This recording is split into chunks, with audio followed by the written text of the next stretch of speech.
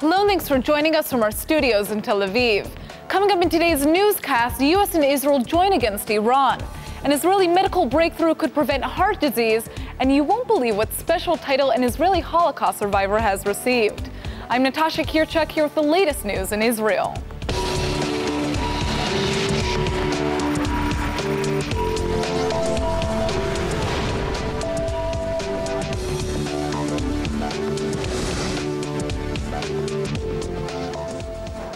It looks like Israel and the United States are coming together for a common cause. Both countries are calling for the United Nations to take action against Iran's ballistic missile tests last week. But Iran is continuing to defend its right to conduct launches. The United States has vowed to continue pushing for the United Nations Security Council to make a move, following Israel's calls for the world to punish Iran. American Ambassador to the United States Samantha Power is accusing Russia of trying to find a way out of responding to Iran's violations of a UN resolution, claiming the missiles Tehran fired were designed to deliver nuclear weapons. These were designed to be capable of delivering nuclear weapons. This merits a council response. The council needs to take its responsibility, and Russia seems to be lawyering its way to look for reasons not to act, rather than stepping up and being prepared to shoulder our collective responsibility. We will continue to push in the Security Council in the 2231 format, bring forward the technical information that Iran itself has made public, showing that the technology they used is inherently capable of delivering nuclear weapons, and thus inherently defying Resolution 2231. So we're not going to give up at the Security Council, no matter the quibbling that we heard today about this and that. And we also can consider, of course, our own appropriate national response. Meanwhile, Israel's ambassador to the UN is echoing the same concerns. Denny Danan is calling for concrete and punitive steps against Iran, which he is calling a direct threat to Israel and the world. We cannot and we will not bury our heads in the sand and hope that the Ayatollahs act responsibly. For most of the nations in the world, if you are wrong about Iran's intentions, it will be an unfortunate mistake. For Israel, it will be the most fatal one. Let me be clear. I don't call on you to act today in defense of Israel. We have always defended ourselves when threatened. But history has taught us that when a dangerous regime goes unchecked in threatening one state, no country can be sure that they are not next in line. Ladies and gentlemen, the time for talk is over. I call on the Security Council to take action. Iran must be held accountable, and concrete punitive steps must be taken. Despite international concerns, Iran's foreign minister is defending the nation's right to conduct missile tests. Mohammad Javad Zarif says Iran has the right to defend itself, but Israeli leaders are calling his bluff. He claims the missile tests don't violate a UN resolution, and they're not illegal.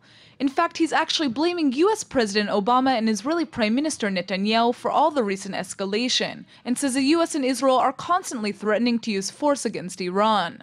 All these comments come in response to Iran's missile tests on March 9th, which launched 2 long-range ballistic missiles that were decorated with messages against Israel.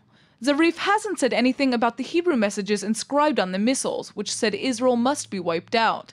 But Israeli leaders are not taking the decoration lightly. Israeli Defense Minister Moshe Yaalon is warning that Iran is gaining hegemony in the Middle East. He's arguing that the only way to stop the country from gaining dominance in the region is to reimpose financial sanctions. There are at least 3 reasons today to sanction the Iranian regime. One is the proliferation of arms and terror. We have hard evidence that they deliver weapons to terror organizations in the region. The second is the missiles, the ballistic missile test. Very provocative, believing that they are not going to be harmed because we shouldn't be the party spoilers of the deal. The third reason is human rights issues. This regime succeeded in strengthening the gripping government. And yes, we hear that most of the Iranians are not happy with this regime.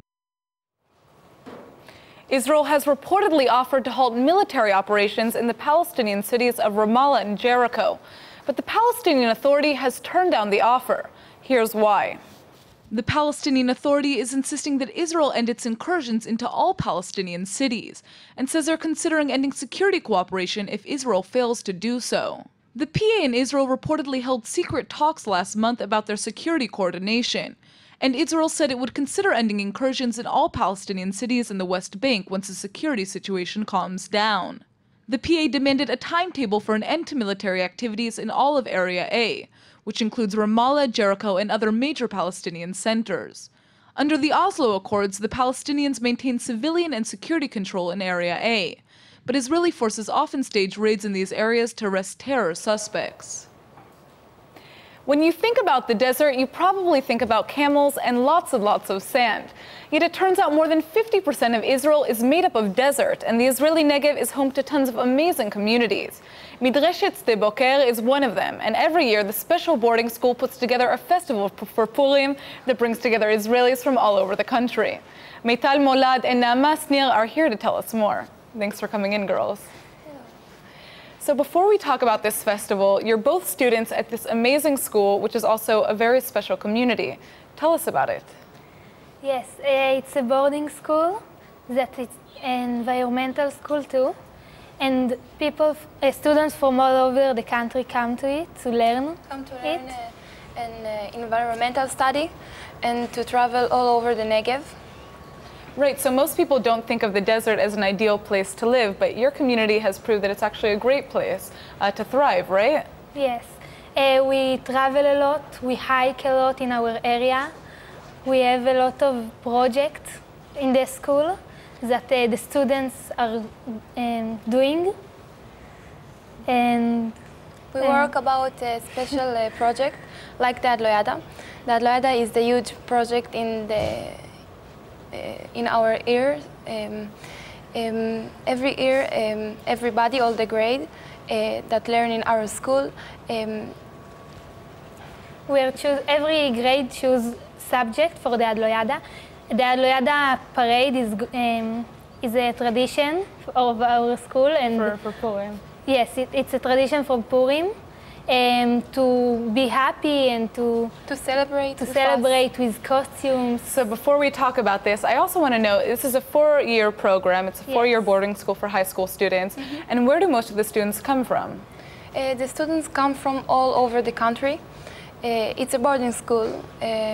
So students are from the north of the country and from the center. Why would everywhere. you guys choose to go and live in the desert?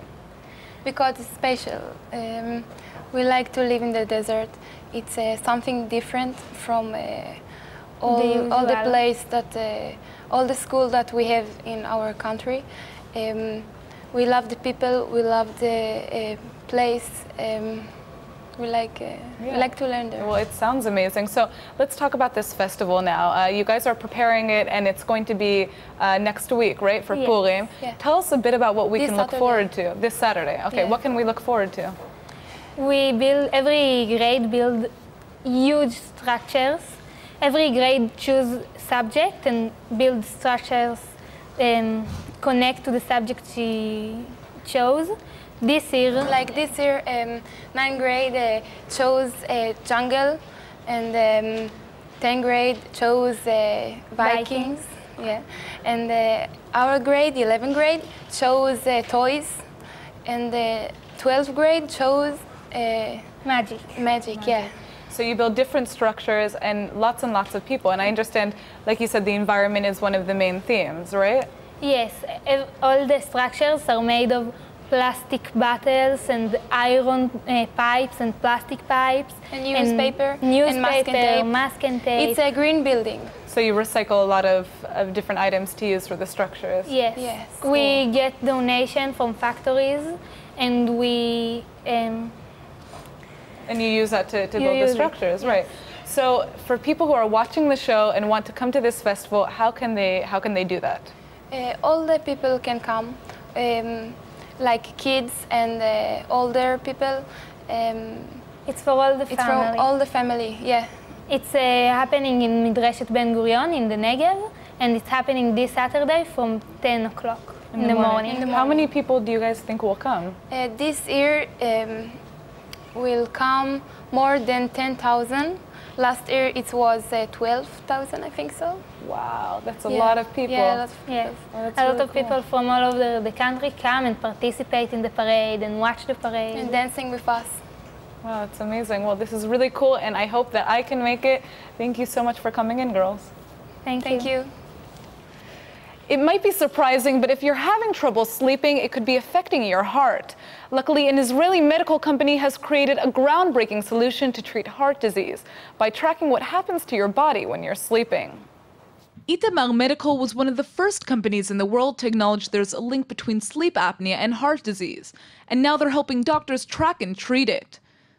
The CEO of the company says cardiologists around the world are accepting Itamar Medical's technology, which is called Total Sleep Solution. For those who don't know, sleep apnea is when someone has trouble breathing while they sleep, and it has a direct impact on heart disease. Because the individual isn't breathing, their body doesn't receive enough oxygen, which can lead to stroke or heart attack. Itamar Medical says they're able to track the phenomenon with a device called a watchpad, which measures blood flow during sleep and sets off an alarm if the heart is working too hard. The device then uploads information to the 7 Total Sleep Solution platform, which analyzes the data and contacts healthcare providers in the case of a problem. The Israeli company's system is already being used in 60 hospitals around the world and has the potential to save the 3.5 million Americans who suffer from sleep apnea by keeping them from having heart disease. Some incredible news has been delivered to an Auschwitz survivor living in northern Israel. 112-year-old Israel Crystal has officially been identified as the oldest man in the world. We found papers. The area that he was born was timely belonged to Poland and timely belonged to Germany. The German, when the German takes the place and they takes the government there, they wrote everybody that lives in this area. And they wrote that my father was born in 1903. Crystal is 112 years and 181 days old, and he now holds the Guinness World Records title for the oldest living man in the world. Yet the title pales in comparison to the story of his life. Crystal survived 2 world wars and was sent to be a slave in the Nazi concentration camp Auschwitz during the Holocaust. He was the only member of his family to survive World War II. His mother died when he was 7 years old, and his father was taken by the Russians as hostage in 1940, in the beginning of the First World War, and then he remained without parents, and he has to survive. I think this makes him very strong inside, and it helped him after it to pass other things, other severe things.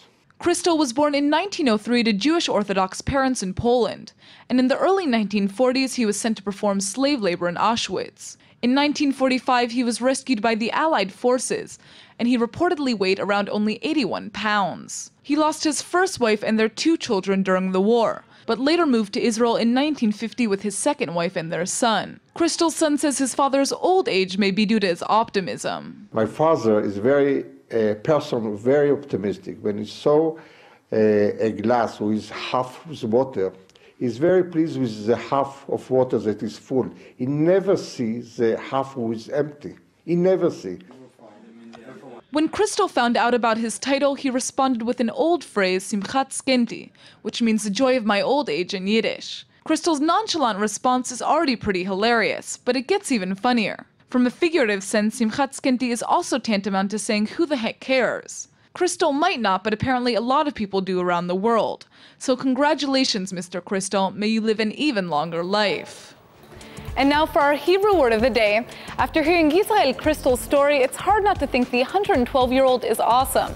So today's word is gadol, which literally means big in Hebrew, but is also used to say awesome in slang. it's not surprising that the two words are connected, since people tend to associate big things with greatness. And when Israelis are really impressed, they throw around the word gadol like it's nobody's business. So if you want to sound like a true Israeli, all you have to do is respond to everything you like by saying gadol. If an Israeli tells you a funny joke, say gadol.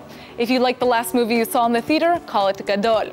But don't get too overzealous with using the word, because Israelis do like to keep it real. Let's go ahead and take a look at the weather forecast. Get your umbrella ready because there will be a lot of rain this week. Wednesday is expected to be rainy in the morning with a high of 63 degrees. The showers should continue into Thursday, but there should be some sunshine in the afternoon with the same high of 63.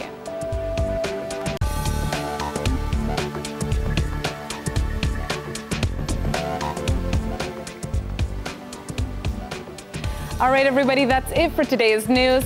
Today's exchange rate is 3.88 shekels to the American dollar. Remember to sign up for our daily newsletter at ILTV.tv, and don't forget to check out our evening update every night at 8 p.m. Eastern Time. Thanks for watching, and we'll see you tonight.